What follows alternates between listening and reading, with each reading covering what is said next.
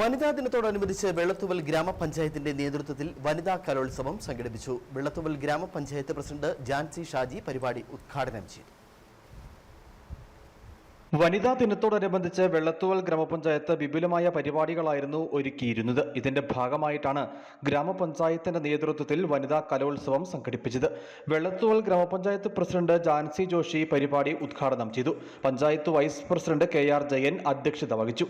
ഇതെന്റെ മൗലിക അവകാശമാണ് എന്ന് സ്ത്രീകൾ പറയില്ലേ, നീ ആരാ ചോദിക്കാൻ, അല്ലെങ്കിൽ നീ ആരാ ചോദിക്കാൻ, ഇതെന്റെ അവകാശമാണ്. എങ്ങനെ നടക്കണം, എന്ത് കഴിക്കണം, എന്ത് ധരിക്കണം, മുടി എങ്ങനെ ചെയ്യണം, ഇതെല്ലാം ചിന്തിക്കുന്നതും തീരുമാനിക്കുന്നതും ഇന്ന് ആരായി മാറി?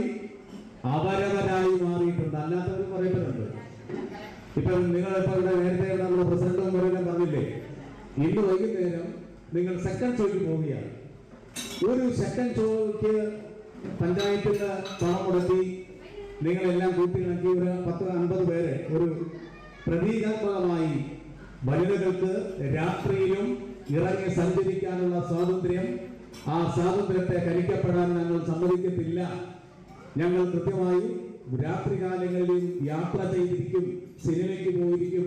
അത് പുരുഷന്റെ മാത്രം കുത്തകമായ അവകാശമല്ല. ദിനാചരണത്തിന്റെ ഭാഗമായി നിരവധി വനിതകൾ അണിനിരുന്ന റാലിയും നടന്നു. പരിപാടിയുടെ ഉദ്ഘാടന ചടങ്ങിൽ CDS ചെയർപേഴ്സൺ സ്മിത മുഖ്യപ്രഭാഷണം നടത്തി. ഗ്രാമപഞ്ചായത്ത് അംഗങ്ങൾ, ICDS സൂപ്പർവൈസർ ജോമോൾ തുടങ്ങിയവർ സംസാരിച്ചു. News bureau, Adimali.